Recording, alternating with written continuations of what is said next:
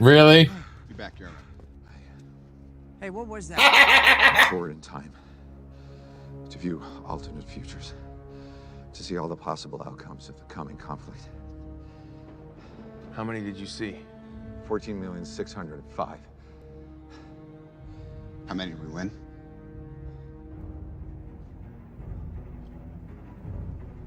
One. Tech Natural is... We bring a proper light, cover helicopter light, loud like a chopper bite, block seal the water tight, descending lopper tight, no skill, just a lot of height, hit them with the boxes right, that make them drop the mic. We bring a proper light, cover helicopter light, loud like a chopper bite, block seal the water tight, descending lopper tight, no skill, just a lot of height, hit them with the boxes right, that make them drop the mic. We drop a hot one, pumping like a shotgun, number one spot, their boat, we got a lock, son. The top's the key, my thoughts run deep, approximately a clock speed, Mach 3, hyper velocity sound, tear it up and break it down. 1 week later, they might as well hate us now. So we built a foundation on solid ground, cause haters huff and puff, try to blow us down. We're not slowing down, in fact, we getting quicker. We used to flow ill, now we diagnose sicker. Taking natural, yeah, we elevated, so far ahead of the game. Now we feeling segregated, cause competition, yeah, we got them frustrated, cause they a duplicate. We custom made this spit, yo, they got hip hop suffocated. It can't breathe, we just here to resuscitate it. We bring a proper light, cover helicopter light, loud like a chopper bite, block seal the water tight, descending lopper tight, no skill, just a lot of height, hit them with the boxes right, that make them drop the mic. We bring a proper light, cover helicopter light, loud like a chopper bite, block seal the water tight, descending lopper tight, no skill, just a lot of height, hit them with the boxes right, that make them drop the mic. Detecting supernatural, launching airstrikes, from the intro it ain't a fair fight, just when you thought you were prepared right, bringing skills short like Frodo's a no-no, like a butter knife, but don't cut it. Mediocre MC still got the game flooded. It's overflow from the engine to the carburetor. We got them sweating, breathing heavy like Darth Vader. Now they're trying to settle quick like an arbitrator. By talking smooth like a phone sex operator. I bite the style, but it has no flavor. We're here to stay, so hate us now or hate us later. Still kick the data with soul like Taylor. So pack it in and abort to the layer. Cause hiding out's the only thing that'll save ya from the wrath of the warpath. If you don't know the half, it's the two best, do the math. We bring a proper light, cover helicopter light, loud like a chopper bite, block seal the water tight, descending lopper tight, no skill, just a lot of height, hit them with the boxes right, that make them drop the mic. We bring a proper light, cover helicopter light, loud like a chopper bite, block seal the water tight, descending lopper tight, no skill, just a lot of height, hit them with the boxes right, that make them drop the mic. We bring a proper light, cover helicopter light, loud like a chopper bite, block seal the water tight, descending lopper tight, no skill, just a lot of height, hit them with the boxes right, that make them drop the mic. We bring a proper light, cover helicopter light, loud like a chopper bite, block seal the water tight, descending lopper tight, no skill, just a lot of height, hit them with the boxes right, that make them drop the mic. Bring a proper light, yeah, we bring a proper light, bring a proper light, yeah, we bring a proper light, bring a proper light, yeah, we bring a proper light. Tech Natural, yeah, we bring a proper light, yeah, we bring a proper light, yeah, we bring a proper light, yeah, we bring a proper light, yeah, we bring a proper light.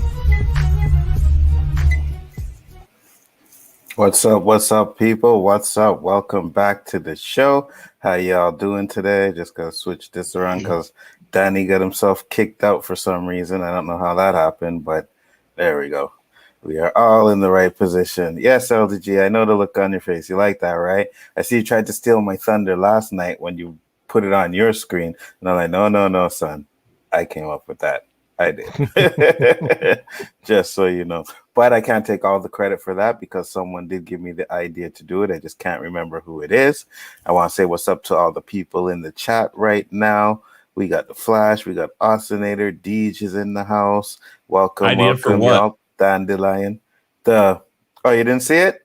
I think it's kind of funny. Let me play this again so Chris can see it. You know Rewind. So, LDG, you are Mute yourself, please, while you play this. Yeah, here we go. You are.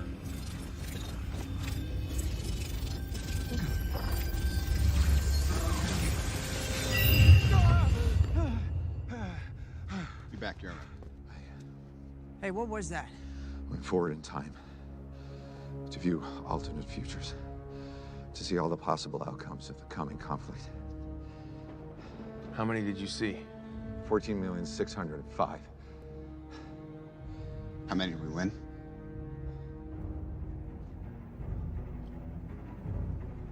One. He was right about one thing. That's why. I will tell you. I will tell you though. So I watched my videos today from Everything Always, and yeah, it could get interesting for everybody here. Well, we will see what they do, because everybody has their theories. Emergency Awesome has a theory. Here's the thing. Has his theories. Remember the one thing he was right about, we didn't find out it was right until the last minute.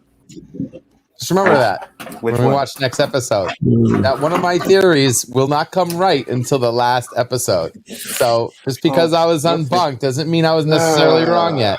We'll see. That's his river card right there. Well, wait, hey guys. Anza, do you want to highlight my comments? Wait. Hey, Which one? Hey, guys. The last one I put in.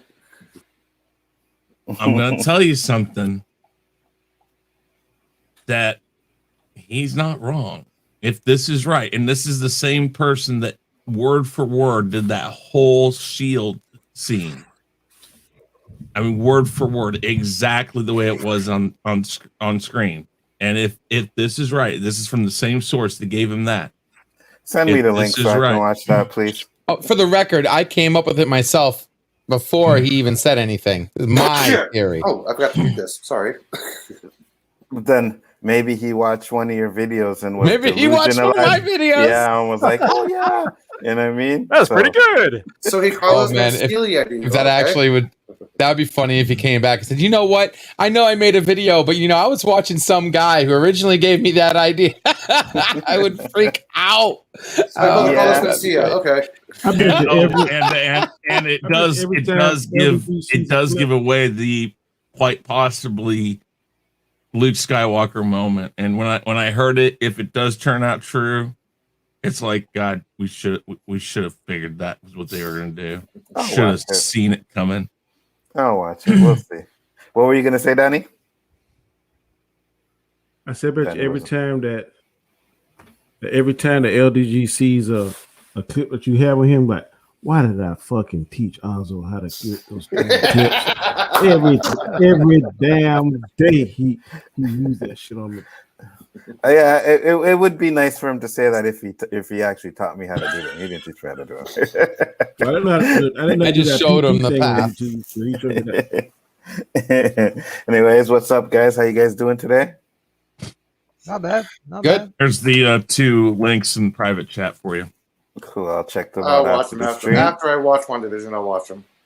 And I will let you guys. And I'll find the one that has the word for word scene from Shield, so you can see that it's like, wow. Because when I was watching that scene, I was like, what the hell? Did you check the time index to make sure he didn't post it a few minutes afterwards while he was quickly typing it? No, he puts these in like a week or week and a half beforehand. We'll see what happens. Okay. Right now, I'm going to let you guys go talk about your channels. We'll start off with Mr. Danny Graham. How you doing, Danny? Tell the people, sir, about your channel. What's up now? I'm Danny, AKA Comic Chat. 1/4 of the Chaos crew. This is our Tuesday night show, and Chaos List, always enjoyable. I know some of the questions we saw today could spark some interesting conversations, so I'm definitely glad to be here, ready to get into it, and I hope we have a good show. That is right. At least I won't have any questions where, Danny, what do you think? I don't give a fuck. So I thought I saw one. Chris Knight, tell the people about your channel, sir. Chris Knight, tell the people about your channel, sir. Tastes good, Danny. I mean, Chris. Wow. The ultimate picker-upper. Nothing. You said go ahead. It's your turn. Yeah, I'm sorry. Yeah. Real Review 3000, Chaos Central, same old. Yeah, go check them out, please. Starting 2 weeks from now, we're going to start doing everything over that's Chaos Central related here. So make sure you are subscribed here on Chaos Central. And that's it. That's about it. Thank you for having me as usual. Appreciate it. Not a problem. Always a pleasure. Gaishka. Easy. What Danny said, what Chris said, you can find me here, and also Wednesdays on the OOC. LDG. Yo, LDG here. That's right. Mr. Whack-A-Mole with Wanda. You can catch me over at LDG Pixels for free computer tech support. I do Macs as well. Video graphics, everything, code. Help you out, tuning up your computer. Also on Geeks Enjoy Nerdrotica, or do the waiting room. If you're not watching any of these fine people or anybody listed under your YouTube bell, hit me up. I'll let you know who's streaming, who streamed, who uploaded, who's going to stream, and we have a little fun in between. Also doing watch parties Saturday, Married with Children, and Friday doing doing a WandaVision, and on Saturday nights where we do late night nerdgasm, adult fun chat. And thank you for having me. Can't wait to see what's going on, what the questions are, and let's have some fun with this, guys. Yes, sir. I was just about to say, man, we breezing through the intros. Then LDG spoke, and I was like, okay, that's better. God, who this guy is? Come on. JJ, you're up. What's going on, everybody? It's your boy JJ. Y'all can find me a little bit of everywhere and a whole lot of nowhere. You can find me Sundays. Well, whenever Chris gets back to it, if it stays there, you'll find me on the weekly wrap up whenever he gets back around to it. I guess for the next week or two, I don't know if you're doing a final roundtable after the show's over, Anzo. But we got at least one episode left. You know, you'll find me here on Sunday evenings for the WandaVision roundtable. And you'll also find me later on Sunday nights. We got some stuff in the works. Me and Chris and a gentleman named Hanstar. We're trying to work some details out. You'll find us there. Sunday nights at around 11 Eastern. Mondays, you'll find me on my channel. Is that right? I'm sorry. I just breathed there. Randomly, dude. Am I taking too long, LDG? No, you're good. You're good. Right, sorry, go ahead. Here we go. Monday nights, my channel. Tuesday nights, right here with these gentlemen. And Thursday nights, sometimes with Chris Knight on the Weekly Rumble. You can find me on Twitter at Sithlord3827. Sometimes I tweet, sometimes I retweet, sometimes I don't. It's a lottery. Come check it out. Thanks for having me, guys. Great to see everyone. Is that better? Is that faster? Oh, good job. LDG's lucky he didn't get Phantom Zone for that, but I'm sure they're coming. Elihu, you are up next, my friend. Okay, before I say something, I want to let everybody know, watch out for that guy, because if you watch the intro again, he's channeling a Mr. Burns, so be careful what he says. And on that note, if you guys ever ask yourself what's up with the universe, well, tune in every Wednesday at 12 noon Pacifically, specifically 12 noon, where I talk astronomy, astrophysics, science, you know, like magic but real. Excellent. That is great. Intro, right? Yeah, no. I was just saying it was going quick until LDG. Okay, then I'll finish adding. If any, I talk astrophysics, but if anybody has any questions about quantum physics, get a hold of Yvette Dahl. She's in the chat. She's or LDG when it's his theories on WandaVision. He's gone past weaponized autism. He's gone right past the trigonometry. He is into quantum physics, and before long, he is going to figure out how to breach a different realm. Well, he's also into dirt streams too. Whatever the hell. Again, look at him. That was his face whenever he saw what happened. It's like, shit, I was wrong. Again. What's up, Terrence? How you doing, man? Glad you could join us. So you guys know how the show goes. We have 3 topics, and then we discuss the topics through the panel. Got a great panel. But like always, we will always have the honorable mentions. I actually have 3 honorable mentions today. And the first one is, do you think LDG is cuckoo for Cocoa Puffs when it comes to WandaVision? I already said that. LDG, I have told you this before. It's called turn off. I mean, just switch it off. Just go away. Can't. Step away from the computer. You can't. That's Chris. He cannot. I know he can't. Every time I'm on there, he's talking it. Even now, I wish he's I still could. looking at things, and he's like, "Come on, I got to be right about this. I got to be right." Even about this. Even after this is all over, even if what everything always is saying is true. I mean, I will say this: it won't make him completely right, but it will exonerate him from a lot of his wrongs. Damn, I can't even tell. We will see. But here's the thing: even then, he will be watching all of these episodes one after another, again and again and again and again and again. Such a crack nut. I just got. I get Phantom Zone, but he's fine. Okay, yeah, I get. Thank you. Well, the crack nut represents you, so yeah. It's almost over, LDG. It's almost over. Almost. Yeah, one more episode till we say you were wrong. When the whole show is done, LDG is going to go back and watch everything back to back and say, all right. This is what they should have did. I knew they were talking about this. I'm telling you, this is what it was, man. This is what it was.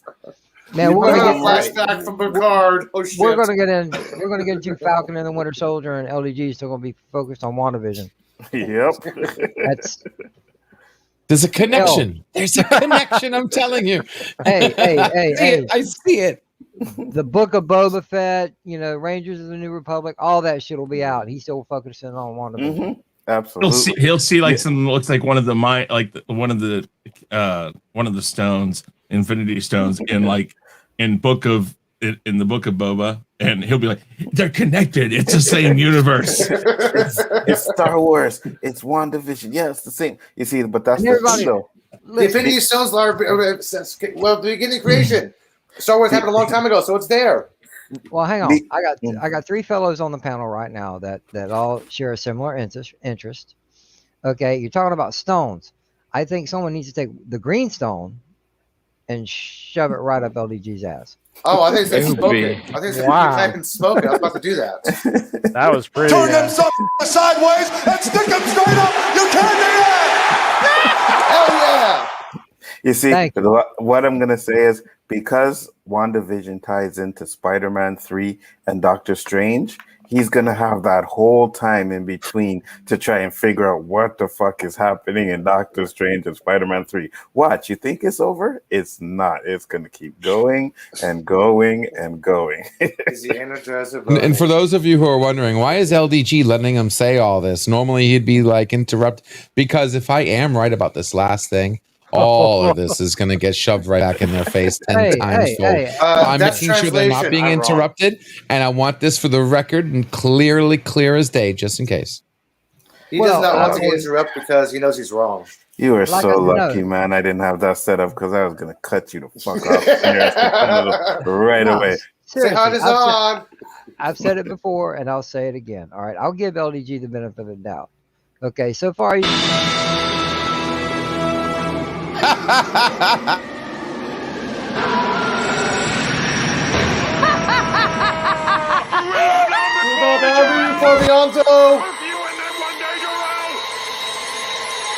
You will bow down before him, Anzo. You see, now first it was just JJ for agreeing with LDG, but then LDG had to come in with the laugh like he was being funny, so both of them mofos get sent out.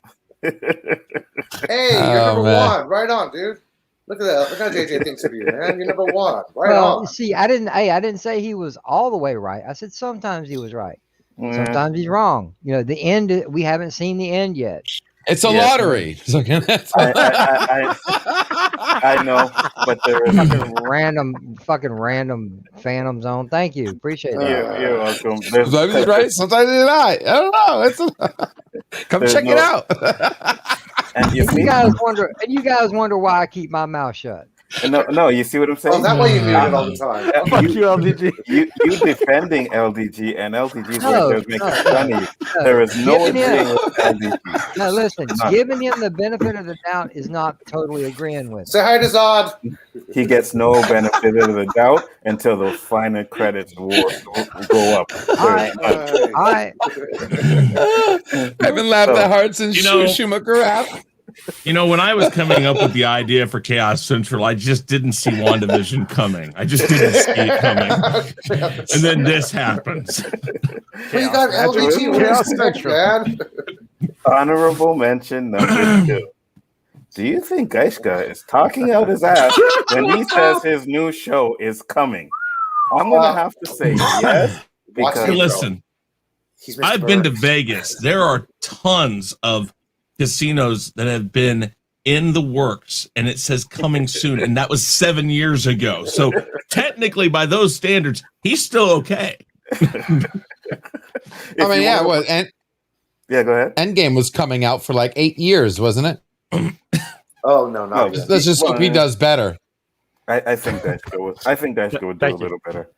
You know, and he stopped putting up them boring ass COD videos and get his show going. I'm like, what the hell is this crap? COD, really? No, man. But he has content, right? So hey, technically, yeah. They're talking about it. It's better than watching basketball. What the hell? Yeah, I know it's Phantom coming Zone right now.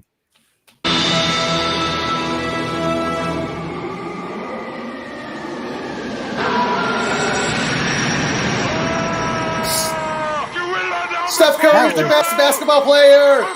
Steph Curry rules.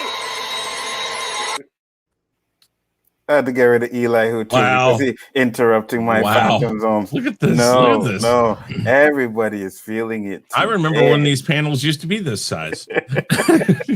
Everybody is feeling it. One size fits most. Hey, Steph Curry rules.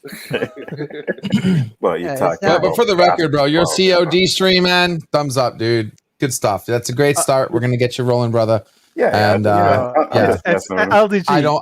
Tell them that I was talking to you the other day, but you weren't feeling well, so I said, you know what, we'll talk another day. Yes, yeah, you were. You're getting the ball. The balls are rolling. He is not talking out of his ass. I cannot wait for his first official show. Even I have another show coming. I'm not going to say when or where or what, but you know, it takes time to come up with what you're going to do and how you're going to do it. It does take time. Yeah, especially when you have a life outside of YouTube. Yes, absolutely. Yeah, and kids and a wife. And things are opening up again, so I'm gonna have a life soon.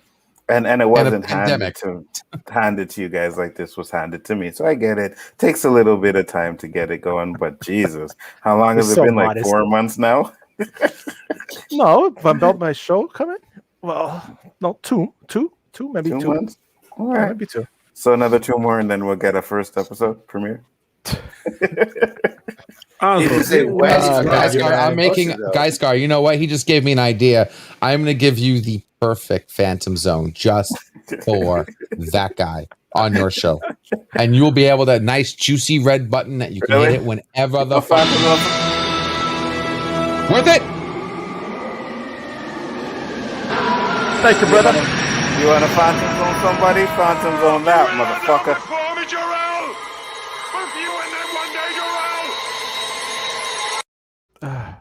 But you want to create Phantom Zones. Wait, he gets a Pelosi clap for that. You want to create Phantom Zones for me? Are you out of your motherfucking mind? Are you? You're on my show and you're talking about creating Phantom Zones for me? Really? Next time you ain't coming back, brother. Oh shit!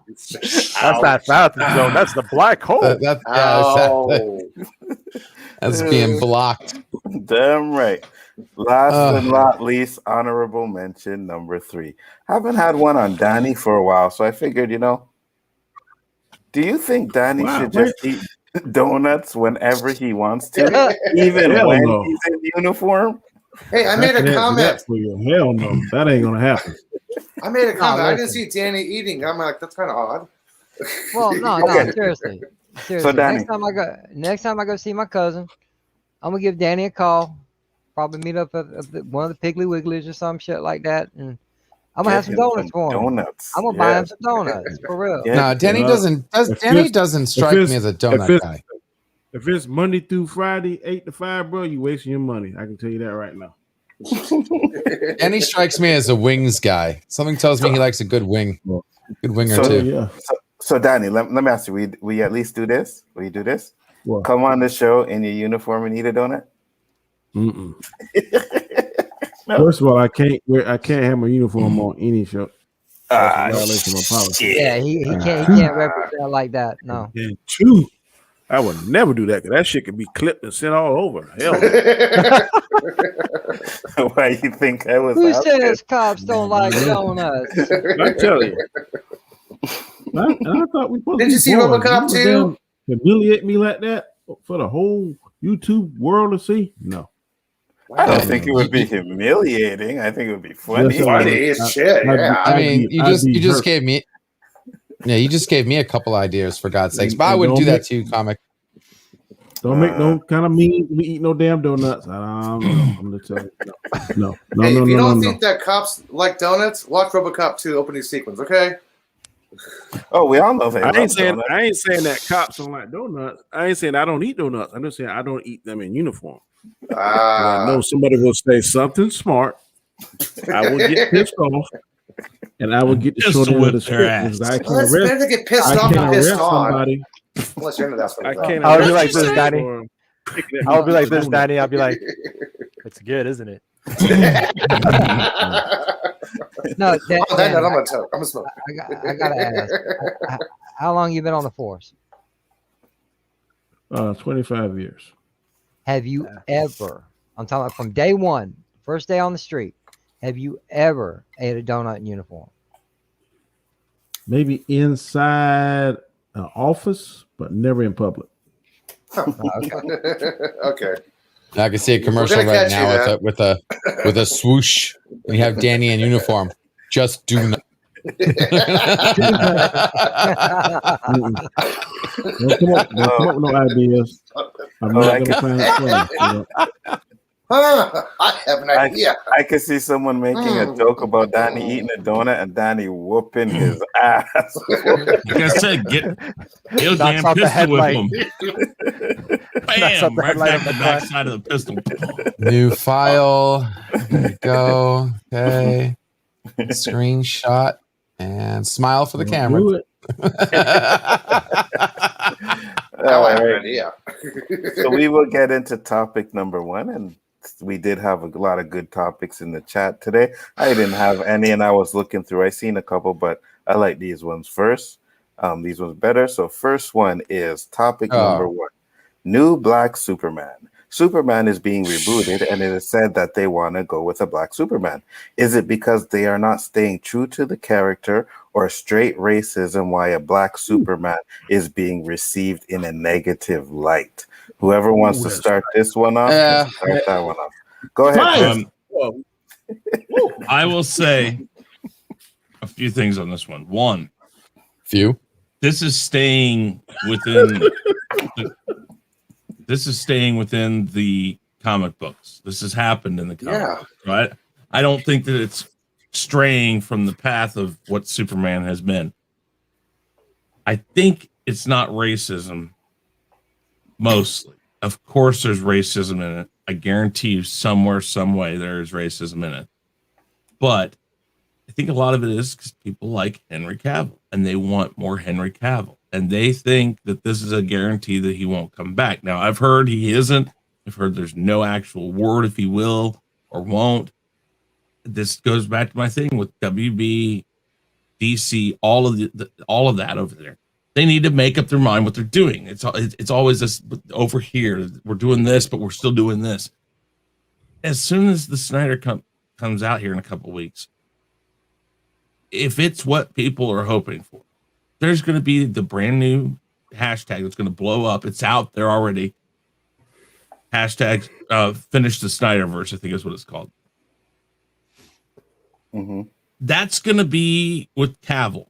They're good, and they're putting themselves in this corner. So this is going to have to be an Elseworlds thing. I don't know why it's getting hate. Let them make their movie. They're doing the Batman. It has nothing to do with Ben Affleck's Batman. You know, they're doing, you know, other things. You know, they did a Joker movie that had nothing to do with the Joker in the Snyderverse or the DCEU, whatever you want to call it. I don't know why it's getting hate. This isn't going to change anything for Warner Brothers or DC if the Snyder Cut is a rousing success. If it is, and people start hashtagging away like they did with, you know, release the Snyder Cut, they're just going to have to admit they're going to have to give Zack Snyder probably 2-3 more movies, and I'm assuming one of those is going to be another Superman movie. And then you got to add in Shazam still. You got to add in Black Adam. All that stuff that was supposed to fit into the Snyderverse or the DCEU. I think this is an Elseworld story. I think it's just going to be off there like the other stuff, like Joker and the Batman and this other stuff that just has nothing to do with it, but it's there. And maybe it gets brought in if they do that Flashpoint movie. Is he still going? Oh, I'm back. Really, LDG, Mr. Quiznometry. I figured I had enough time. Quiznometry and all the bullshit that you've been pulling on WandaVision. I had enough to. Anyways, take a quick breather. I think that it's an Elseworld story, and I don't think people need to be worrying about this. I don't think it's going to change anything because, again, everything they did before that released the Snyder Cut hashtag was going crazy. They did all that stuff then, and then they said, well, screw it, we have to do this. They're going to be forced to do it again. I honestly believe they're putting themselves in a horrible position, and they keep getting more rope to hang themselves worse. And so I'm not worried about it. It's whatever. But I just think it's people want Cavill more than anything. Austin Inter says he doesn't mind it. Flash said, I think part of it is racism and part of it's just hate because they want Calvin out. They don't know Calvin Ellis. And that's my thing. What if let's say it's not Calvin Ellis and they actually do Clark Kent? I think that would be a mistake. I don't think you do that because there's race swapping a known character is different when you have that same character already there in your universe. They already have a black Superman. So why that would cause a lot of issues for people, I think. Because why? Well, one, you're just blatantly disregarding that you already have a black Superman. Like, oh, that doesn't exist. How racist could you be that you don't even use the character you have that is a black man, and then you go and you change a white man to a black man? I mean, that causes, I think, a lot of problems in a lot of different areas. But far be it from me to think that WB would make the right decision. So, what do you think, Danny? Your question. I think that they're using two things to hide their racism, and that is J.J. Abrams. He's the scapegoat now for everything that's fucked up. If J.J. got a hands on it, he's to blame for it. Which I'm not saying that in some of the things you're saying about him isn't true. Then this guy that's going to be writing it, Tanashi Coates. I heard one YouTuber say that he does not like white people. I went on, correct. Yeah, this black guy does not like white people. There's some kind of agenda that he's going, and they're trying to do this to take steam away from the Snyder Cut Justice League. They're trying to do this, they're trying to do that. All I'm saying is I don't agree with them making a black Clark Kent. I think that's would be kind of productive because there is a black Superman already in existence, Calvin Elvis. I think they should do on that. Whether it's Elseworld or whether it's going to be part of canon, I don't know. I don't care. But I want to see the movie first and then make my opinion about it. It sounds to me, and I want to say this, and I'm going to say I can only speak for me. I think I'm an expert on racism since I've been black for 50 years. I can tell when people that does not look like me and some that does like me don't like a certain person just because of their skin color. And I'm not saying all YouTubers, but the ones that I listen to that are speaking negative about this sound straight up Jim Crow racist to me. That's your right. That's your opinion. I think that racism, because of things politically, people that was trying to hide it or try to be slick with it, now be more brave with it and just been brazen and saying stuff. And I hate that Henry Cavill is getting the short end of the stick because I really like Henry Cavill. I think he's the best Superman. But what he's going through now, that's regular to me. I've gotten the shorts end of the stick plenty of times in my life. So got to grin and bear it. Just got to deal with it. I think it's a lot more racist than what people are saying. And I think it is using J.J. Abrams and this guy, Tanashi Coates, just to really say what they want to say, but they got that kind of shield to come out and say, I don't like it because he's a black Superman. Well, I love him because he's a black Superman. So call me what you want, but I think that you need to watch it, make it first, then make your assessment. Don't go out there just automatically because this person is black, this person is female from an iconic character. You automatically going to say this or that. I think that's totally bull crap. But I mean, you see, I have no issues with them doing it. Like I said, it just does not fall in the continuity or timeline of Superman or, like I said, the DCEU. This is not, and Elseworlds is not the particular thing you would call it, because it's not an Elseworlds story, but it is not Earth. It's not Earth Prime. It's a different layer of the universe, a different dimension. So I'm kind of with Danny. It's like, why? I don't have an issue with them doing this. I don't think this stops anything from happening that may already be in motion. Yeah, I think it's all bullshit, if you ask me. Can I say something? No. Yeah, go ahead. Okay. Go ahead. Okay. Nick Fury. He was originally Caucasian. None of this hype happened when all of a sudden he changed ethnicity. Now if he was hang on, let me phrase it. All this hype here lasted very, very briefly.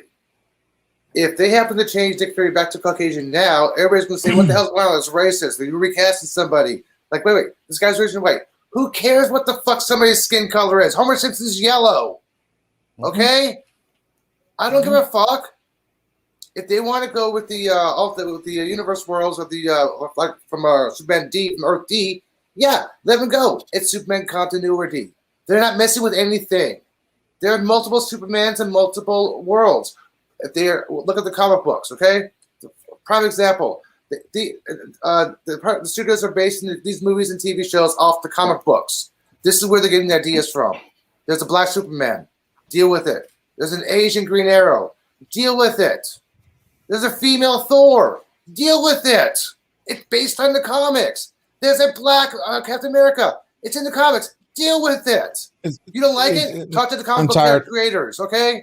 I'm tired of this saying shit. It's based on the comics, but it's not based on the comics. Calvin Ellis was based on Barack Obama. I didn't mention Calvin. I did not mention There is Calvin. no black Superman that's Prime Universe, okay? I did not mention the original Calvin Ellis was created for the same reasons they're trying to do this one right now. What about 1999? Okay? And I have a huge problem with that, but that's me. I again, if you're going to do something pure, then do it pure for pure reasons. I did not mention Don't do Calvin it just Ellis. for the sake That's why. to say I'm not even talking about you anymore. I'm talking about this is me talking about this comic subject right now. I didn't mean to talk about you.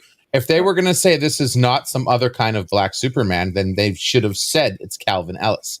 They didn't. They said Black Superman. I didn't see any mention of Calvin Ellis's actual name. If that's what they were going to do, then they should have sold it that way and said it that way. But they didn't. And if you're going to do this for a reason, if you're going to do this for the reason to break it, then listen, I am more for diversity, but I am for pure diversity. If you really want to make a Superman that speaks to diversity, then don't go with the bandwagon face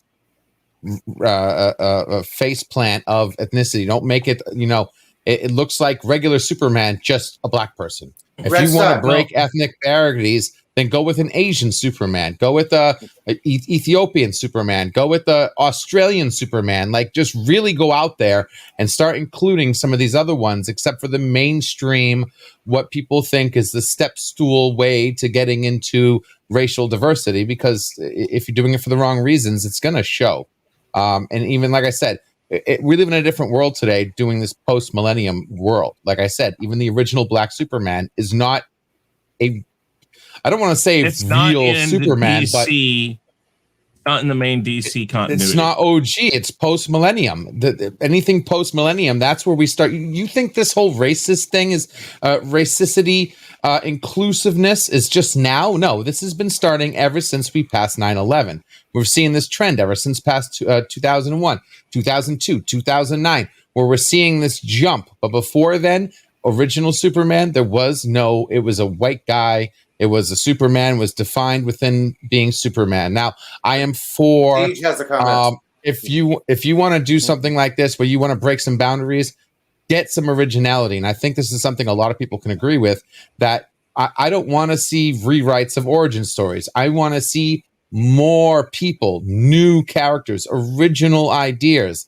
Stop regurgitating what we already have, because then you're taking away, right? You're taking away from an original idea of Superman and trying to say it's one size fits all when you have plenty of characters, the Green Lantern, a number of them, even what they did with Nick Fury. Let's create new characters, new stories, things people can relate to, instead of trying to rewrite the past, which is for the most part only pissing off the original lovers of those ideas and stories and etc. And just confusing everybody. If you keep rewriting the same character, like I don't even know what the Infinity Gauntlets are now, thanks to Endgame. Okay, I mean, Zod. He wants to hide his Zod again. You rewrote Spider-Man so many times, I don't even know what Spider-Man is anymore. Gashka, go ahead. You got something? Yeah, well, I have no problem with it. But like a lot of you just touched it. It's all about originality, right? If you're going to come out with something, come out with an original story. Don't try to replace or recast someone, because that's always going to rub someone the wrong way. And how you presented it is a huge difference. You know, are they doing it for the right reasons? I don't know. Are they, trying headhunting because of, pointing fingers? Yeah, because today's world, it's all about pointing fingers, right? But if they have a great story, then I don't care what color the person is, right? But, like, for example, look at Marvel with Miles Morales, right? They didn't reinvent Peter Parker. No. They came out with an original story to include ethnicity, which is pretty good, right? Mm-hmm. They got Spider-Gwen. They worked around characters they had and did alternate universes or whatever to please, with good content and great story, and they presented it that way. And that's the key to the. I'm sorry. Go ahead. I just think right now DC knows they're in huge trouble, and they're trying to come out with stuff quick without thinking about it. I'm not saying that it's a mistake what they're doing. I'm just saying the presentation has to be there to lure the fans, right? And yes, Henry Cavill, you got the shirt on the head, the stick, Cavill, whatever. I don't give a shit about that. That happens in everybody's life, to be honest with you.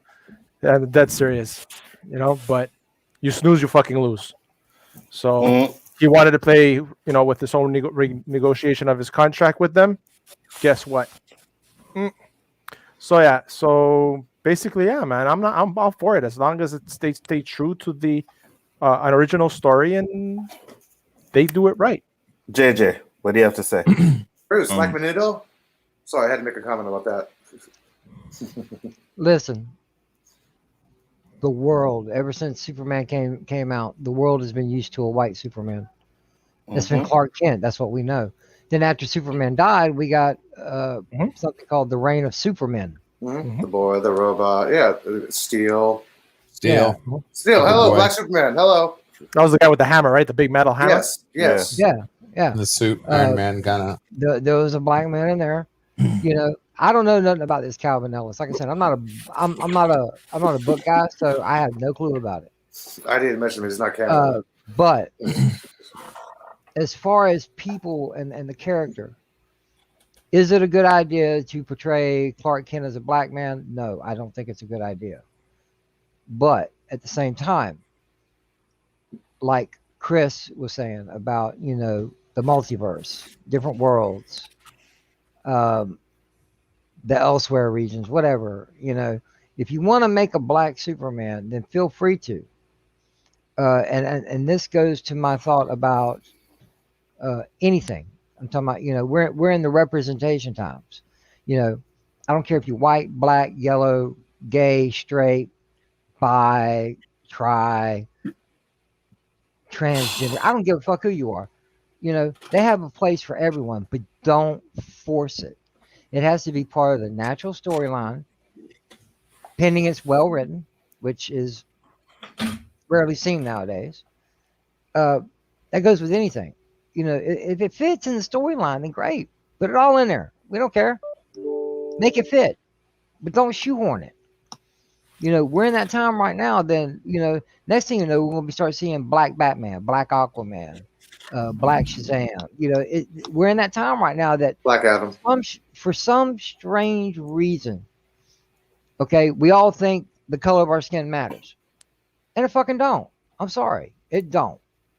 As long as the characters are presented well and done justice, and as long as the story is well written, who gives a fuck what you look like? Who gives a damn what your skin color is?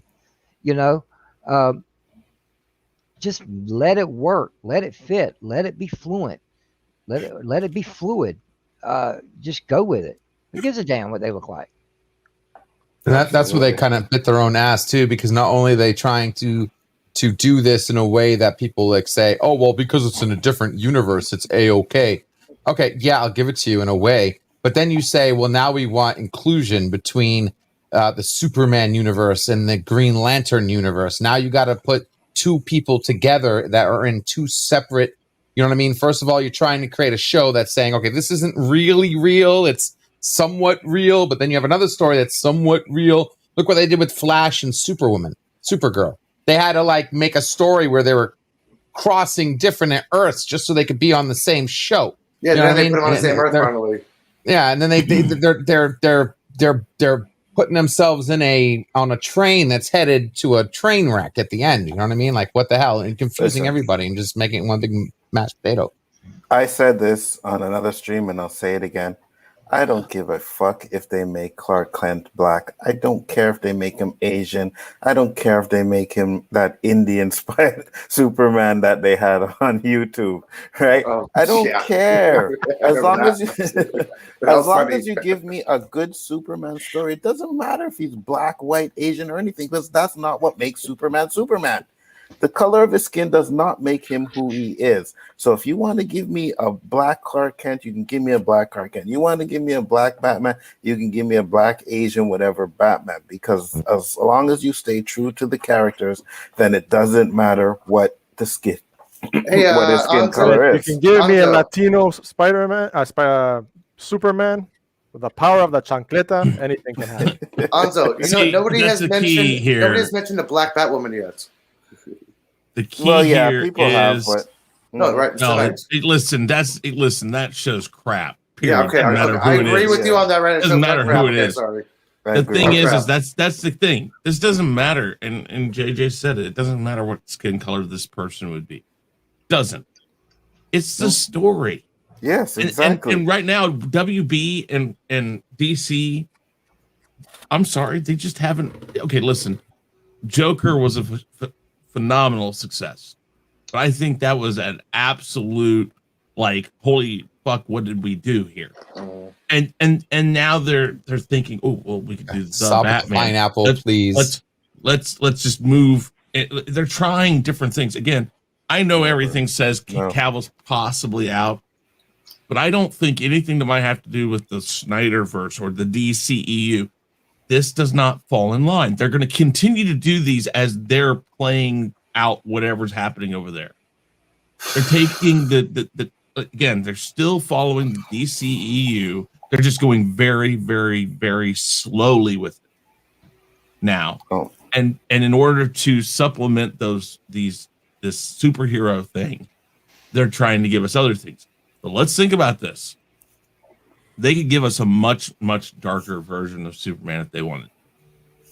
They did. This way. We got a little bit of that. They're separated. They're going to separate it from the other. Lobotomized. Hey, guys, got a question. Yeah, man. I made a comment earlier on an earlier stream today on how English is identificationist. If they were to do a Latino Superman, would it be called Man Who Is Super? No, it's El Superman. Oh, so it's still called.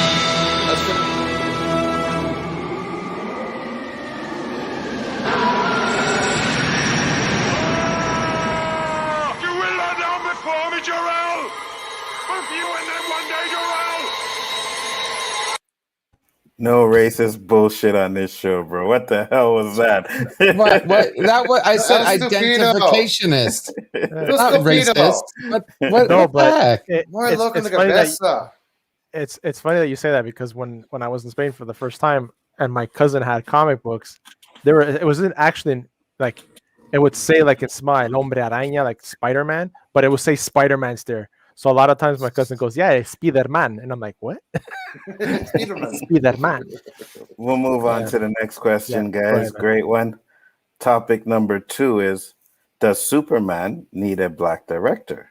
Now, J.J. Abrams will be directing the new Superman movie with writer Ta-Nehisi Coates. And if I said that wrong, oh well. It is said that they want to go with a black Superman. Now, do you think it is necessary or makes a movie better to have a director of the same color or sex as of the main character? No. Damn, I don't know who write these questions. Matter. That fuck was fire. It doesn't matter. I'll go with that one. Go ahead. Go ahead. On this particular topic, I would say no. If it's a superhero movie, I don't think it's a necessity or a reason. It could be a person of any color.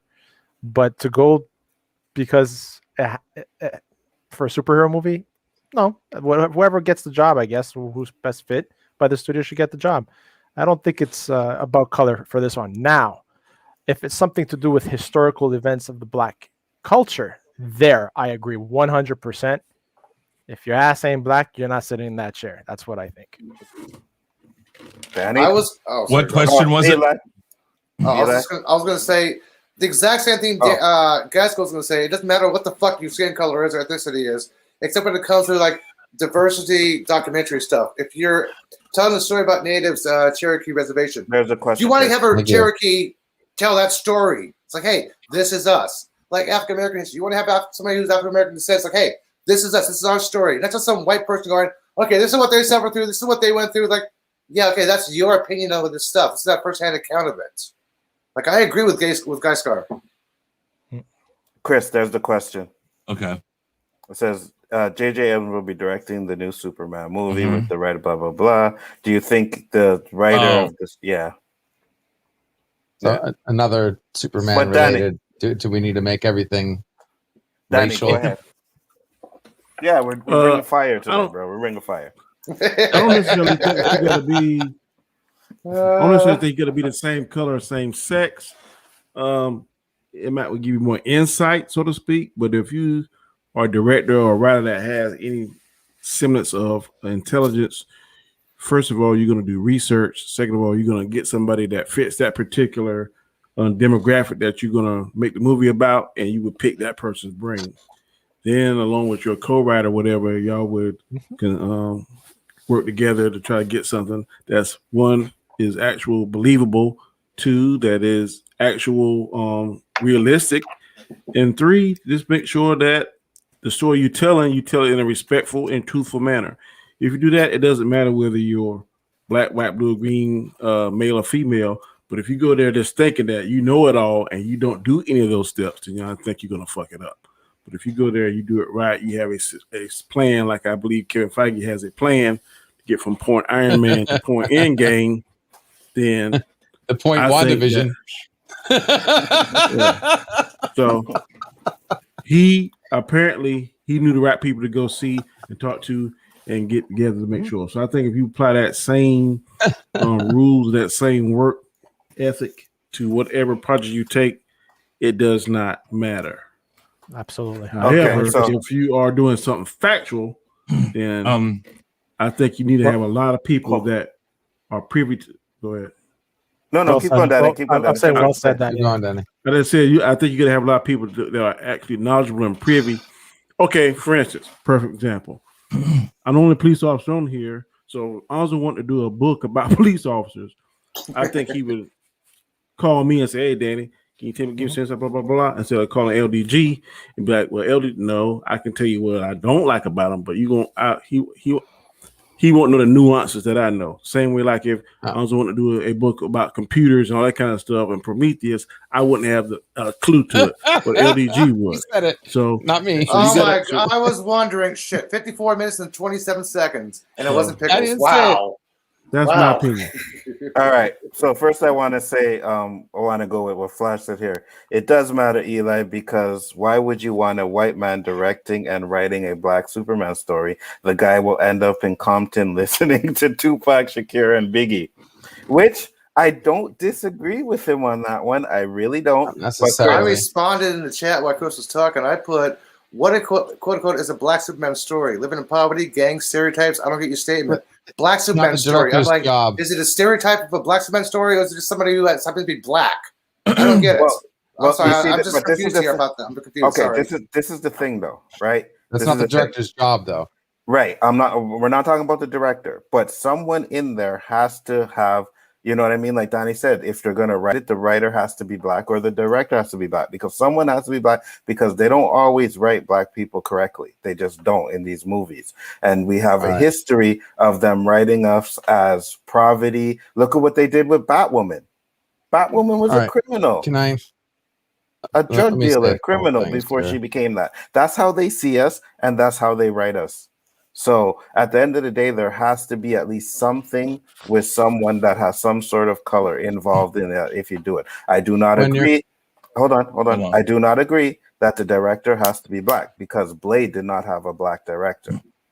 Right? Okay, because I understand this. It all has to do with one thing. Thank you. It all has to do with one thing. Think of it like Black Panther.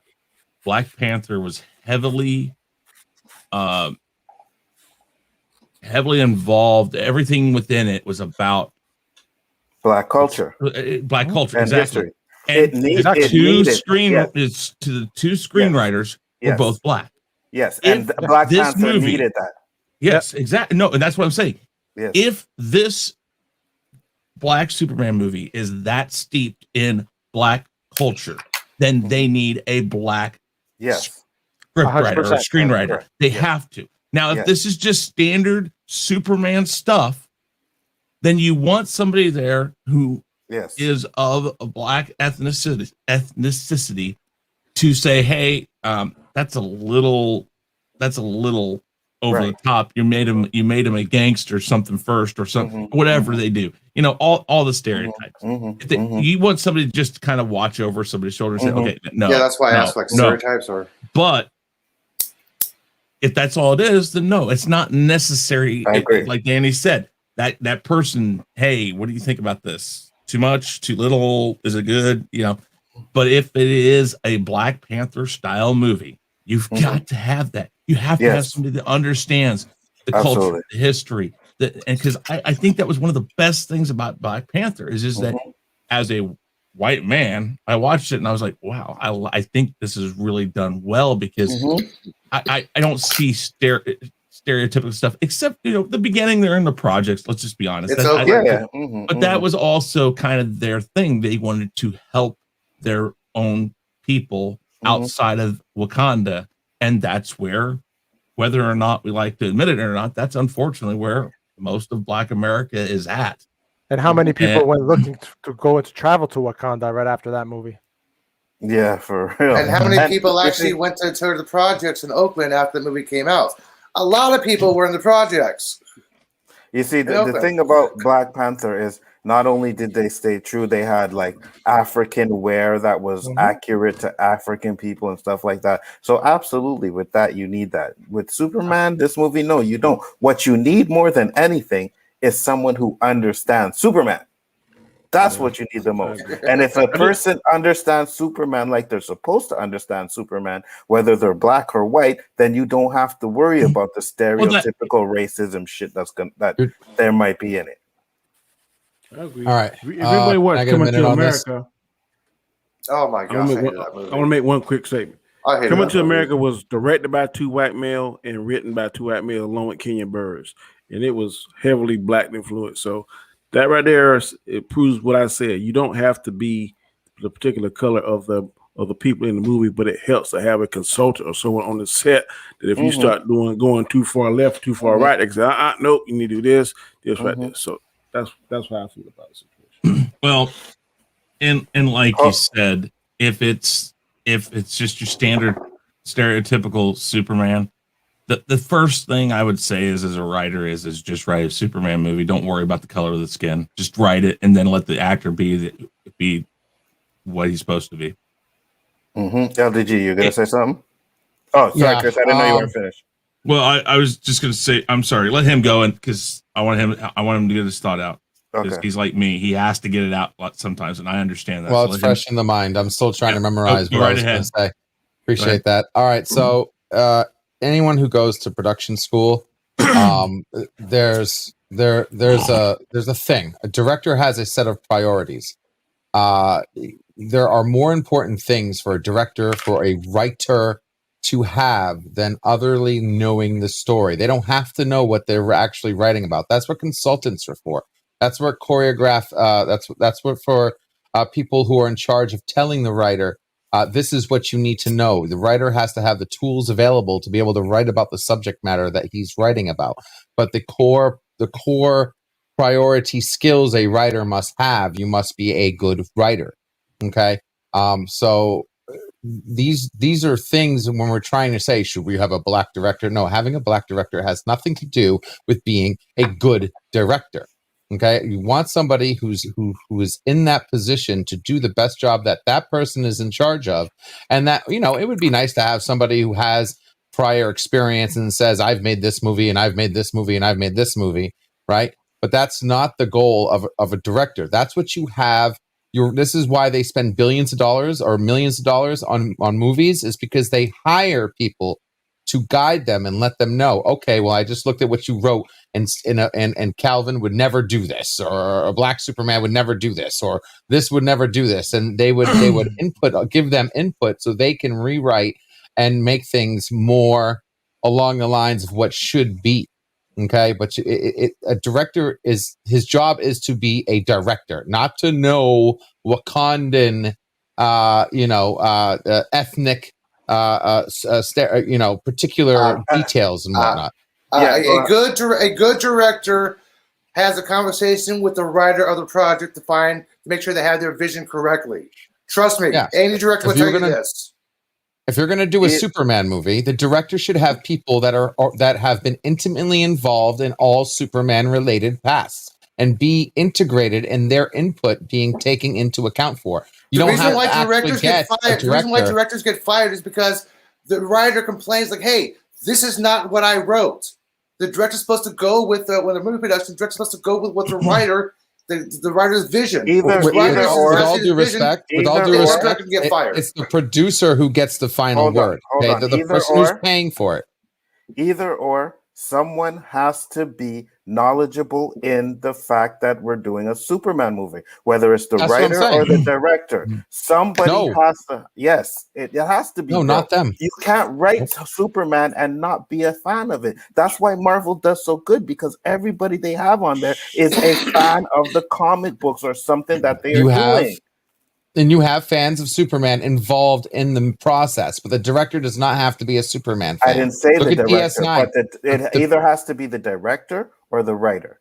Has to be. No, you can't write the Superman and not you have be a direct consultants that guide the people who are writing and directing and doing it the right way. Even the cameraman, even down to the special effects people, even down to the cameramen. You should have consultants in there showing those people, listen, okay, I know you're a good cameraman. You got the credentials. You know what you're doing. But I've been doing, this. I know all this about the certain camera shots that we've been doing in Superman. Can I say what I have to say? Their input matter. Yeah. You're wrong, Pickles. You're wrong. Go ahead, Chris. This is why the latest Star Wars sucked, because they didn't listen to frickin'. That's not how productions work. That's not it. Let Chris go. Chris, say what you're saying. All right. Before I forget, I think this always comes down to one thing. You know what? Fine. I agree with you, Anzo. I think it has to be a writer or a director who has to like Superman. If you don't have a passion for it, that's why Richard Donner did a good job, because he liked the character, but he took it from a completely different place, and that hadn't been done a lot on the big screen, so it was kind of interesting. I agree with that, but here's the key: if they are doing nothing more than race swapping Clark Kent, if that's what we find out they're doing, which is very J.J. Abrams, because it's the most with the least amount of work. It's change the color, but do everything else the same and fuck it up. That's his MO. I'm sorry, it is. But the thing I always say about this, if you're just race swapping a character, find somebody who can act the part, not just has the skin color you want. That's the key in this. I agree. Is if it is not about the Black Superman, one of the 2 or 3 they've had. Then if you're doing a race swap, Clark Kent, which again, I'm with you, Anzo. I really don't care. It's all about, can the actor act and do a good job? If you give me a black man who stumbles over his words, doesn't look the part, can't act like Superman, it's not going to work. And listen, there have been plenty of examples over the past 5 or 6 years of that problem. That is the problem with race swapping. It is not the fact that you do it. It is the fact that you don't find somebody who does it and you don't think about it because they're a good actor. Idris Elba is a great person to think about in this. He doesn't act a certain way because of his color. He just acts and you buy it. You buy his character. It doesn't matter what color his skin is. Absolutely. He is a good actor. You find somebody like Idris Elba to put him in this place, then you're going to be fine. Michael B. Jordan. Can I paint this? You guys say your last thing because we have one more topic to go to. So last thoughts. Gaishka, did you say anything yet? Yeah, I did. I went first. Okay, so that's how long it's been. Let me just paint this another way real quick, guys, because I think you guys didn't understand the way I was trying to explain this. Let's say I had $1 billion, right? I love Superman. I want to make my Superman movie, but because I am is a fan.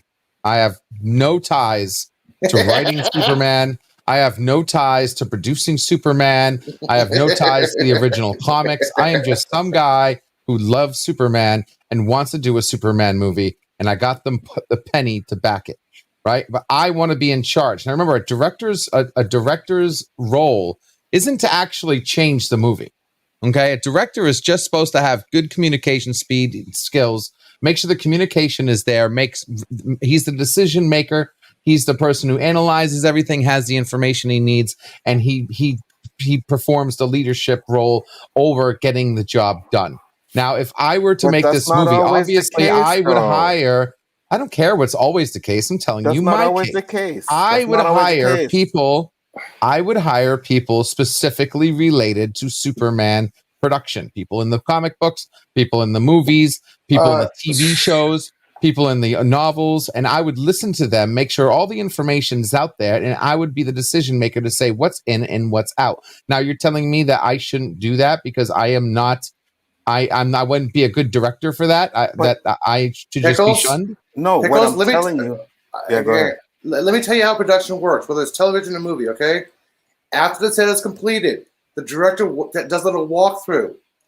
The director decides where the lighting is going to go, where and how the camera's going to be set up. When that's done, the director calls it. Hang on. I'm not finished. Yes. How it's done. No, he's not. No, you're wrong. That's what lighting directors are for. Dude, they give him the information. But the head director tells them where to do. Yes, the director tells lighting, this is what needs to be done, this is how the camera is going to be operated. Then they bring in the stand-ins. Then the stand-ins adjust the lighting and the camera angles and do the blocking. Before the actors ever get on stage, the director has all the lighting and all the camera and all the angles done. Not only that, ever get on stage. Again, not only that, it's not the director's call. Not only that, you can't say that. Not only that, you're saying that the director has to do this and that. But George Lucas, Empire Strikes Back, the director literally changed George Lucas' line in that movie without George Lucas even knowing. So you can't sit there and say that they don't have that kind of power because they do. Have production sets. I know he let that happen. If you don't have control over your own production, you can't use that as an example. That's not the point. But George Lucas happen. George Lucas has control over everything, bro. Lucas. And it was his fault then. Wait. No. That wouldn't happen on one of my movies. That wouldn't happen on your movie. No. Because George Lucas, when Empire Strikes Back, he begged Irvin Kershner to come because he knew he was the only director that could do that movie. So when those proofs were coming through, he was actually getting what he wanted that he didn't know he wanted. And when he saw it, he's like, yes, that is it. Right. And that's okay. That's fine. Yeah, but the thing is That's George Lucas's line that he had didn't work. Han Solo was supposed to say, "I love you too." Didn't work, and the director changed that without George Lucas even knowing, and then showed him the proofs, and he said, "Yes, that's." And he good. approved it. So that's not an example. If that happened to me, and if I approved it and said yes, that's cool. But the director changed it before talking to him. That's my point. He had the power to do that. You're saying but it didn't go through until he approved it. He had to approve it. That's a non-starter. If the writer does not approve it, it gets reshot and redone again. Of course, it's not going to work. It because and that's fine, but that's not the point. That's not the comment I'm trying to make. The point is, he had the option to change it. The director had the option to do that. That's fine. That's not the point I was trying to make. Where's Mace Windu? Anyways, where's Mace Windu when we need him? Topic number 3 is lovely. Should athletes be politicians? Now, why not? Oh shit! Did I wrote this one down? Politics divides the world. Yeah, sports unites it. Football unites it. Unites athletes whenever we do what we do to unite. This is the message. This was my message. Athletes should be athletes, and politicians should do politics. This was a quote by soccer star Zlatan Ibrahimovic, whatever the hell that name is. Ibrahimovic. There you go, Gaishka. Do you agree with this statement? No, I don't. Put it back up for a minute. I'm sorry. I keep trying to read. Yeah. Should athletes be athletes and not politicians? Wait. Basically, yeah. Well, I got that part, but that last part threw me off. I was just trying to read it. I think in the context of how I read this, or how when we were discussing this as an idea. Oh, okay. The way that I take this is when an athlete is an athlete, they should be an athlete. But we know that there have been people, Arnold Schwarzenegger, people like that, who after they do something could become a politician. But keep those views to yourself until you are done with what you're currently doing, I think, is what this is saying. In a sense. Am I wrong? Is that kind of how we're talking it? Or are we just saying afterwards, nope, don't ever be a politician? Because I can see... Oh, go ahead.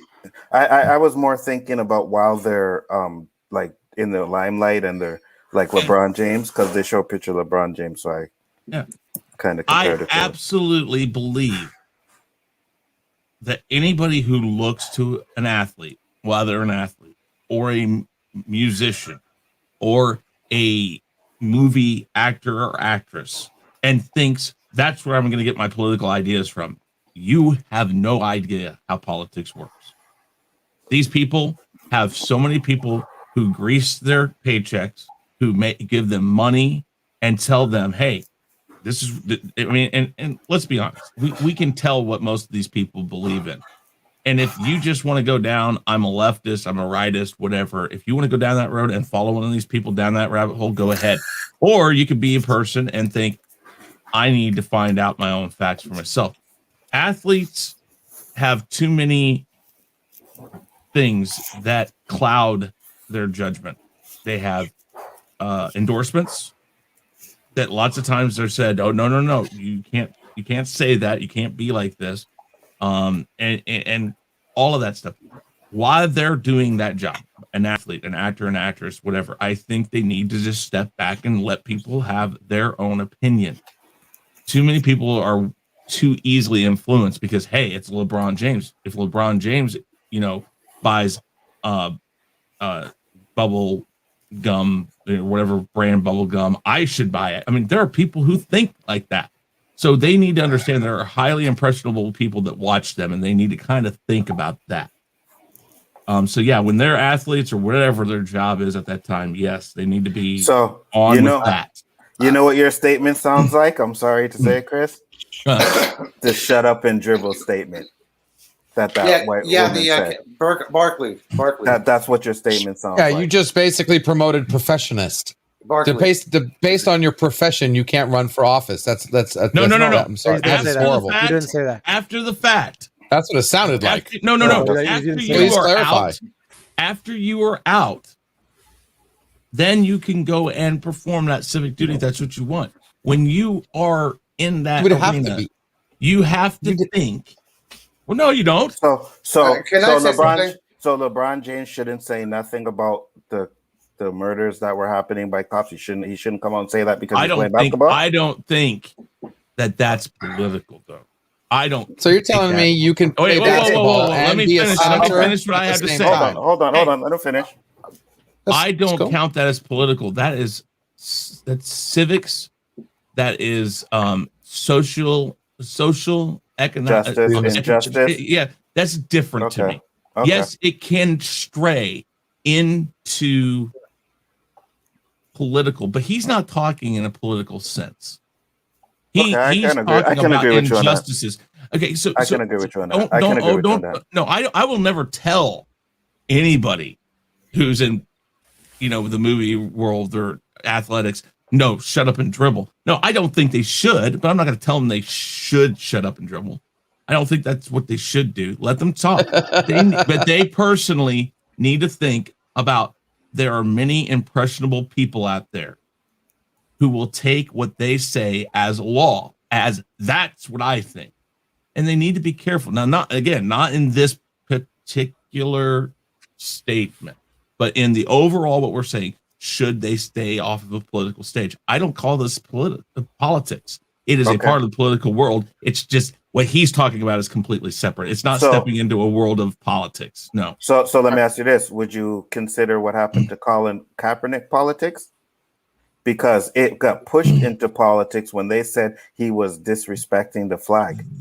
Okay. Again, I don't think that has anything to do with politics. That is an idiot person who made it political. But here's the thing. I don't think everything that happened with Colin Kaepernick was only because of that. I do not believe that, because there's lots of other clarification on the set on the question. Read. When you say stay out of politics, are you mean being political or staying out of politics running for office? Because there is a huge difference. Being political. Oh, okay. Forget what I was saying earlier, Chris. Sorry.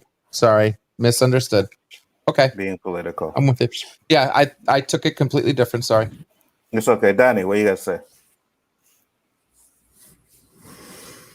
I think that if it's something politics swaying a vote, Democratic or Republican, so to speak, that they should just be seen and not heard, because their words carry a lot of strength, a lot of power, a lot of weight.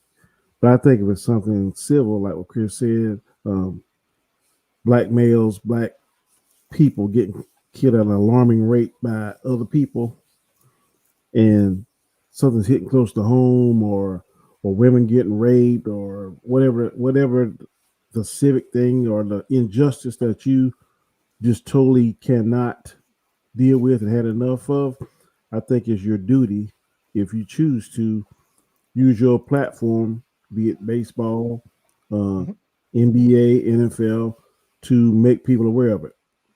Prime example, nobody knew anything about HIV until Magic Johnson got it. Then he educated the whole world, and people got educated because of Magic Johnson. Any other regular schmo would have got HIV, it wouldn't carry as much weight. But Magic Johnson was able to carry that, and now a lot of people are getting treated and not having the disease. So certain particular things, I think that if a commercial or a TV spot or whatever can help shed some favorable light to a worthy cause, then I think they should do it. But as far as getting into, well, you need to vote for this person, you need to vote for that person, I just think you should be seen. You can be seen with that person, but not necessarily just say, all you Patriot fans, I need you to vote for such. I don't think you should do that. But if you like, I think Tom Brady was a big supporter of President Trump. Not mad at him at all. Don't care. That's his right. He was seen, but he wasn't heard. So I just think you got to be very careful on what you verbalize, being a athlete and someone in the entertainment spotlight. Okay. So first, let me go with this one. Big difference with Kaepernick. He was a horrible quarterback. He had chances to try out for teams, and he chose to stay political. He makes more money doing what he is now than would actually be playing. Deej, you are absolutely wrong. First off, he took the San Francisco 49ers to the Super Bowl, so he's not a horrible quarterback. Second off, the reason why he didn't try out is because they were trying to put shit in the contract to where he could not sue the NFL anymore if anything happened, and that's documented. That's why he had to change his tryout and go do it somewhere else to show that he was actually still had it. He could play. So, yeah, your information is a little wrong there. What were you going to say, Eli? I was about to say something almost exactly similar to you because, hey, I'm in San Francisco. I hear this all the time. I was going to say something very similar to you, man. He is a great quarterback. Nobody wants to give him a chance because of the political bullshit that happened. He wasn't protesting the national anthem. He was protesting police brutality. That's what it was. It was not the national anthem. He even said that. Everybody's saying that. The only one who's saying he's protesting the national anthem are the right-winger nut rings that have a problem with this guy with police brutality. Yeah, that's straight up fact, guys. He was protesting police brutality, not the national anthem. He's purely patriotic. He's totally American. Absolutely. I mean, I believe this guy. Wait. Last 2 seasons, his quarterback ratings were second lowest. Yeah, because his team got gutted. He had no one to throw to. Had nothing to do with his performance. But Danny, you and I think are the only 2 veterans on this group here. And did you have an issue with anybody kneeling during the? Not a bit. Not after I was doing it. So I think one of the things, and that's what everybody always throws it back to, is, the veterans. You're dishonoring the veterans. Yeah, right. Here's the fact. I'm going to be honest with you. When you take your oath, you agree to go and fight for people who don't agree with you, who don't like you. My father was spit on when he came back from Vietnam because people didn't want him there, but he still gave to his country and he still did it. And you know what? I never heard my father say a bad thing about a person who did that. I mean, I don't know that he didn't think those things, but hey, I never heard him say it. Because that's what they got their fathers fought for. You know, the right to do that. I don't think for an instant. I don't think for an instant that kneeling during the national anthem is an issue. Now, I do know my father, who could barely walk, who was in a power chair the last years of his life. He always stood for it, but I know he didn't. I know plenty of people sat down around the stadiums we went to. I know some people don't even pay attention to it. Are they any worse than Colin Kaepernick? Are they worse? Well, listen, Colin Kaepernick was still there. He had, if I remember right, he was putting his hand on his heart. He was just kneeling. There are people, like I said, who were up in the stands buying beer during the national anthem. Yeah, I know. I never understood the problem with the kneeling. I never understood that. And I still don't understand that. And what's so funny, like everybody mentioned this past year, is that Roger Goodell came out and said, if they do it, it's fine. It's like, you know, then I think you owe Colin Kaepernick an apology for ever having a problem with it. Now, if that ever, I don't think that'll help with him ever coming back or anything. But hey, I think the NFL does owe him an apology. Now, outside of that, my opinion of him being a good quarterback or not, there's lots of other things into that. You were partially right on. So Deej is partially right. There's lots of evidence on both sides. I think nobody really wanted anything to happen with this. I don't think that Colin Kaepernick wanted to get back in as much as he wanted to stay on the side he was on. And I don't think the NFL teams wanted him back as much as, you know, they made it sound. I think there was lots of different things going on both sides that just ensured it never will happen. But the NFL does need to give him an apology. I agree. Anybody else? Well, I got something. If I go ahead, you got medicine for it? I see that flash pro that Ibrahimovic was a bit of a hypocrite. Everybody's a bit of a hypocrite. If you don't think LeBron James wasn't a hypocrite either, he, in a way, he is. Because in the beginning, he wouldn't speak out. He only started speaking out once he made a name for himself. Once he had the power to speak out, he spoke out. And we spoke out about civilities. That's one thing different, and I agree 100%. But when it comes to political influence, that's where things get dangerous. That's where things become misleading to the people. And like Chris said and Danny said, people have to make their own decisions. People have to educate themselves on what their choices are, not go by the masses, right? What sports does, it unites people. That's what Ibrahim is saying. When people go to sporting or support a team, there's all types of ideals, idealists, and religions and colors that will support a team. They forget those agendas when they're there cheering for those teams. That's what he means. Sports unites people, as politics divide people. You see it in families, in the elections that just occurred, not only in the United States, but everywhere. It happens in my family they start talking about politics with what's going on in Europe. It's ridiculous. But that's what he means, that players should just focus on playing to unite the people and not get in political influence ideals, like not civil, like, Black Lives Matters. It's all across Europe in the soccer pitches. They all going down in one knee right before the game start, all across Europe. So, that's the Black Lives Matter movement, right? And Alonzo, can you share? I'm sorry, no, Scott. Can you share this screen for a minute? I will. And then I had a question for you, Danny. Okay. I had a question for you. So did you have a problem when Jay-Z and all those actors and actresses were supporting Obama? Well, not really. Okay, so then it's okay for them to do it, right? Because Jay-Z and them, they weren't just being seen. They were saying shit. They were saying vote for Obama, vote for this, vote for that. I'm just saying that the right thing to do in the society that we live in, and like I was reiterate again, entertainers and athletes have a lot of power. So when you're in that political ring and like swaying for, like, you need to vote for Obama, you need to vote for whoever you're going to vote for, whatever. I'm just saying that carries a lot of weight. And if I want to be totally honest about it, it's not always necessarily the right thing to do. It's your right to do it, but because you carry a heavier stick than somebody else, then that could possibly sway somebody. Is it fair? No, but is it the way that society is now and the way the world is? Yes, but is it really fair? I don't know. And also, it's what you got to teach your children and what you got to have yourself. Because just because you see something or something is handed to you, that don't necessarily mean. And I always say this: just because you can do something doesn't mean you should or have to do something. Gotcha. So everybody here gets caught up in certain stuff because I'm just going to use an example. You don't like Michael Jordan, but you like Michael Jordan's gear and stuff because that would appeal to you. I don't necessarily like. I love donuts, but I won't use in uniform.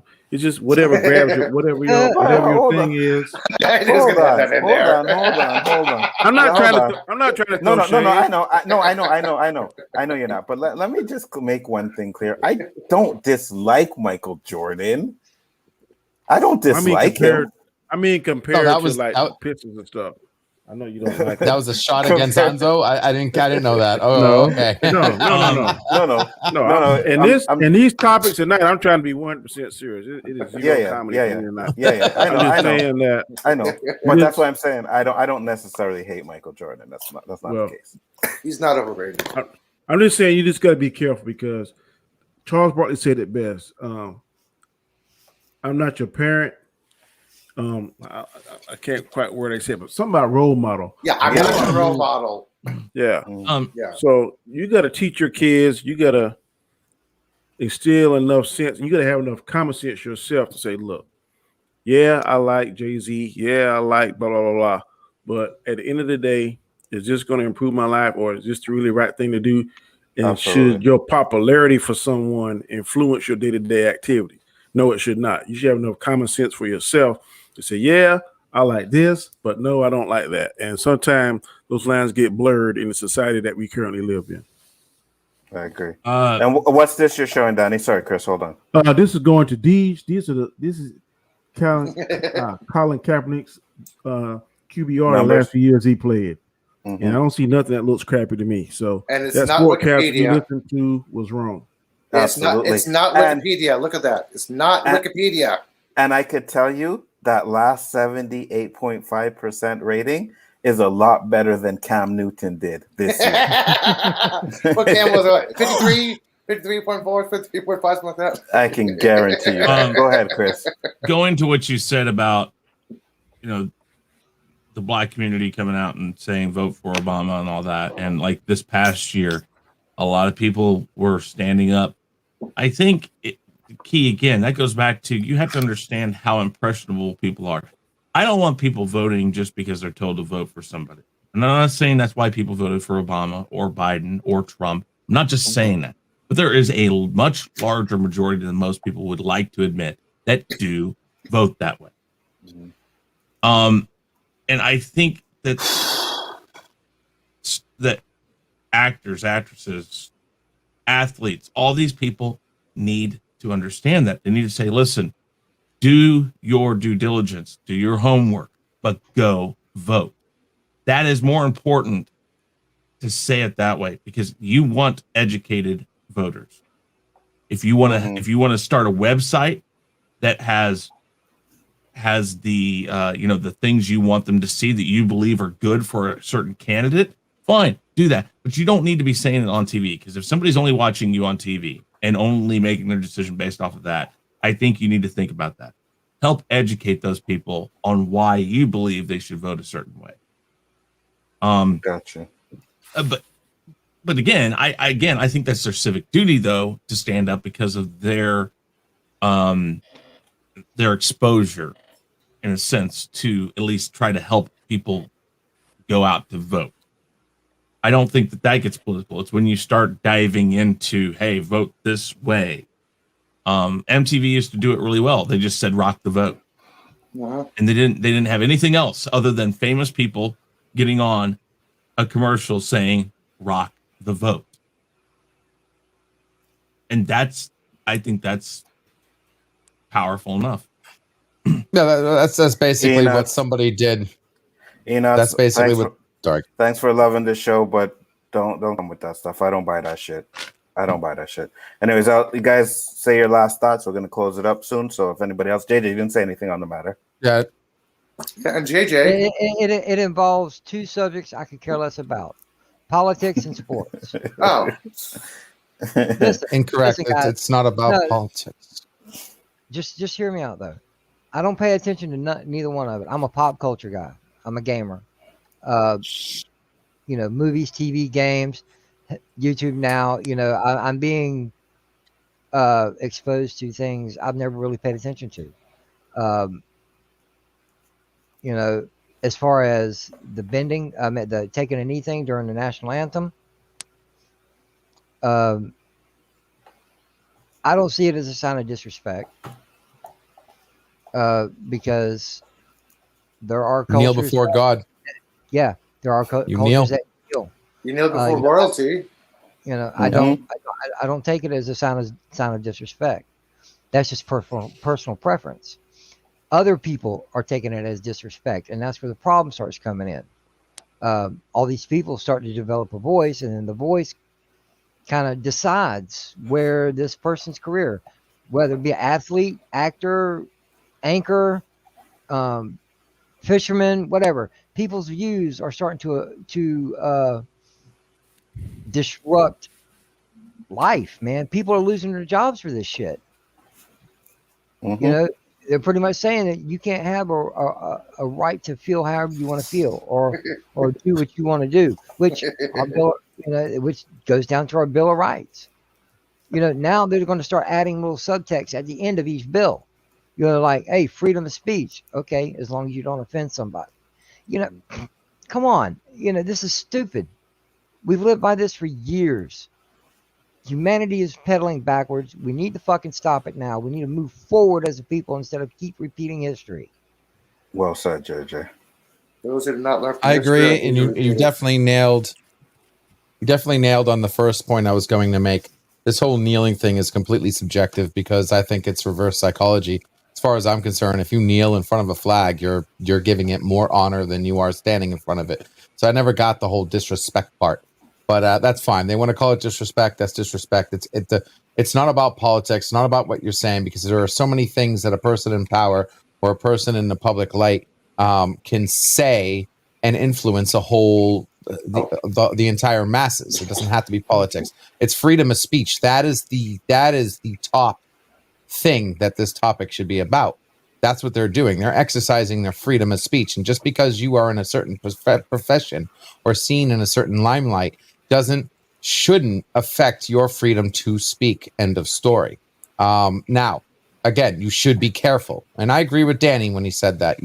If you know you're being seen by millions of people, you should be very careful on what you say. But at the same time, this is what comments are for people to say, what the hell did you mean by that? And responding back to people and clarifying, because English is the beautiful language where you can say one thing and mean 10 different things by saying it the exact same way.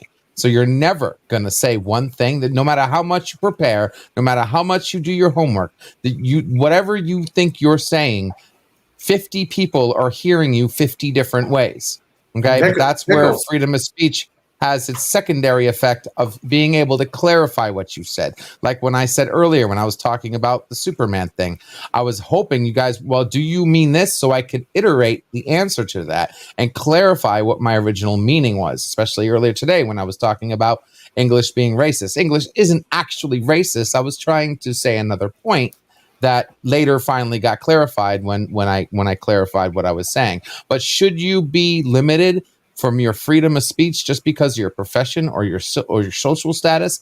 Absolutely not. As a matter of fact, we have that now where we think that just because you're a basketball player that you have more freedom of speech, because people like you and me aren't seen by jack shit when we're trying to talk on Twitter and Facebook.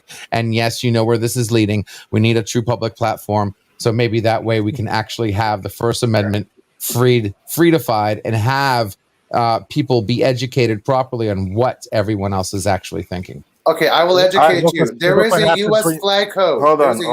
There's a U.S. flag code. Sorry. Yeah. No, go ahead, guys. You first, then Eli. Well, look what happens when freedom of speech happens. People get fired from big corporate companies. That's why it's not true freedom of speech. That's what he's saying. That's why it's not true freedom of speech. I'm agreeing with yeah. Okay. Yeah. It's just, and for the record, and I'll say this, and you can go on Prometheus. Gina Carano never would have gotten fired. All right, hold on. Hey, I'm down for Prometheus. Real quick. I just want to interject something here real quick. Listen, freedom of speech and that at work, unless you are flat out being racist, a bigot, or something along those means, I'm sorry. I have to disagree. Okay. Freedom of speech. No. Giving people freedom of speech is giving people freedom of speech. If I flat out use the N-word, you need to be exposed as a racist. Yes, Onzo and I work together, and I use that word. Onzo sees it, and he comes in and he gets in my face. Do you see the problem that starts to cause? Now, if he comes in my face and said, "You voted for Trump," I'll be like, "Yeah, I voted for Trump." What does that matter? That's a little different. When you flat out are a bigot or a racist, and I mean bold face that, you are causing a much more dangerous situation within a workplace. And by not having a platform where you say that behind the scenes, you are even a bigger threat. At least you have a public. Keep that LBG. Let Eli speak, and I definitely will give you the opportunity to off my chest to get that, because that's a good topic to have on there. It's a really good topic, freedom of speech. Go ahead, Eli. People are mentioning about Colin Kaepernick kneeling with the flag. There's something called the U.S. Flag Code. There was nothing in the U.S. Flag Code that prohibits someone from kneeling on when the flag is displayed. You're supposed to show honor and respect. Nothing about kneeling. If you guys actually realize this, that LDG is actually correct when he said people should understand what they're talking about, because most people are complaining about this are in violation of the Flag Code themselves by wearing flag hats and flag T-shirts. That's a violation of the U.S. Flag Code. And I disagree with LGG. Oh my gosh, I think I need to put status on. So I will add to that. I think the U.S. Supreme Court actually ruled an amendment to that where they found that is not an actual deformation of the flag, and that's why you do see T-shirts with the flag on it and whatnot. I think it was originally a problem, but I think the Supreme Court ruled that said, okay, we're gonna say okay to that and cross the line. Well, but I get what you're saying. You mean flag on a T-shirt? Yeah, Well, flag it wasn't printed on a just a flag on a T-shirt. They were doing like a weird camera angle, so all you saw was a couple stars, or the arm would. It was like deforming the flag. You know what I mean? That yeah. Excellent. Great show, guys. I do appreciate it, man. This was fire today. Great topics. Even Danny was entertained for the whole show. And JJ got some words in and wasn't muted. Yep. So wait a minute. What happened? Yeah. You weren't muted. You were not muted today. Yes, I was. I was even I apologize, Onzo, for me being kind of blank during the second topic. I had to take a phone call. It's okay. But nah. Chris is teaching me optimal things to keep myself unmuted. So, you know. All right, Danny, tell the people about the channel one last time, sir. Danny, aka Comic Chat, 1/4 of the Chaos crew. We have shows all throughout the week. Get that annulment. My show I missed yesterday. I was trying to patient. get it set up for Friday. I really enjoyed the show tonight. Had a lot of topics, good conversation. That's what I think needs to be done to get us heading in the right direction. Sometimes you got to get out your comfort zone and able to make progress. So very good show tonight. I enjoyed it. Thank you. Much appreciated. Chris Knight, you are up, my friend. Yeah, the Real Review 3000. We'll be back to videos next week. We will be on tomorrow night. No issues. I got some stuff figured out. So we should be on. No issues. But next week, I'm planning on hitting it hard. I have some new ideas on how to get out music reviews that shouldn't make it very difficult to worry about copyright and all that. Just lots of stuff going on. And, I'm really excited about Chaos Central. Guys, if you're watching this right now, I'm Big Ford Entertainment. Thank you very much. I appreciate that. Please make sure you go over to Chaos Central, though. Make sure you're subbed. That way, when we switch these shows in 2 weeks, that you're able to watch those over there. And yeah, I'm looking forward to tomorrow night, though, on OOC, if we're going to do this freedom of speech thing. That might be that's gonna be an interesting topic on that show. I'm down for that. I'm down for that. Are we gonna get a chance to speak? Absolutely. You can find me on Chaos Central. That's where all my appearances are, especially on Wednesdays for tomorrow, actually at 10 p.m. Definitely catch the OOC, because if we're going to be talking about freedom of speech, that's going to be fire. And LDG Pixels, what's up, man? Tell the people about the channel. All right, Danny, can I just real quick, Danny, when you got that question asked to you earlier, when Anso asked you that question, and you were doing that, do you know what you reminded me of? Okay. No.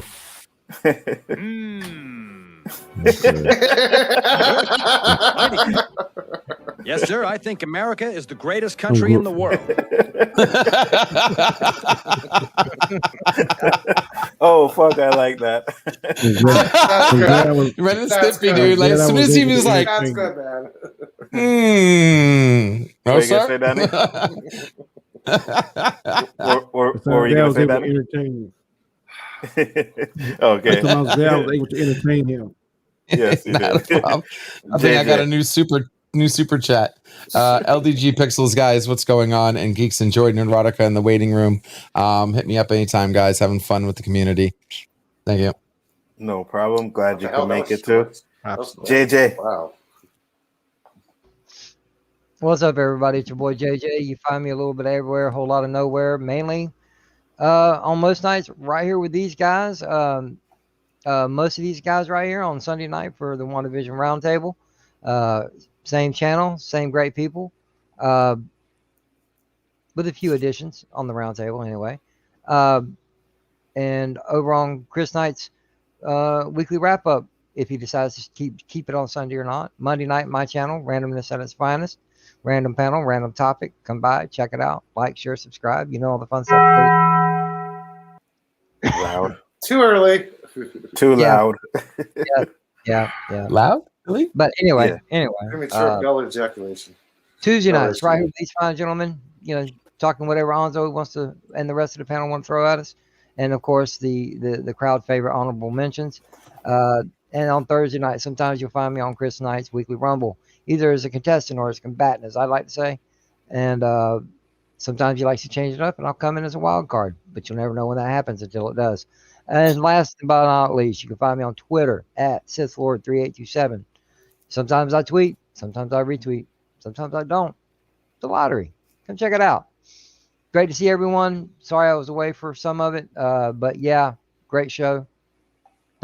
Great to see everyone. Thanks for having me. Peace. Good to have you here again, JJ. Elihu, last but not least, tell the people about your channel, sir. I happen to be Elihu-Who. Me? Yes, exactly me. And I can be found everywhere and nowhere at the same time. And I can also be found every Wednesday at 12 noon, specifically at 12 noon, while I ask, what's up with the universe? Where we talk science, astronomy, astrophysics. All that sciencey fun, yeah. And I can also be the science guy. So high. And I can also randomly be found sometimes on this guy's channel, JJ Sithlord3827. Randomly, 3827. I was about to say, I'm not Bill, bro. No, I know I was gonna mention Bill. And sometimes I can't sleep when I go stargazing. I catch Insomniac Super Jedi Bill 797. And sometimes I'm randomly with this guy over here when he's talking nerdgasms at night. Sometimes I'll pop in and just troll. But yeah, he's always there. Excellent. And I do appreciate all you guys that came in to come out. You guys know the channel, Big Afford Entertainment. Tomorrow night will be the OOC, will be a hot topic. All you people in the chat that came and supported, I do appreciate you as well. But guys, we are out. Peace.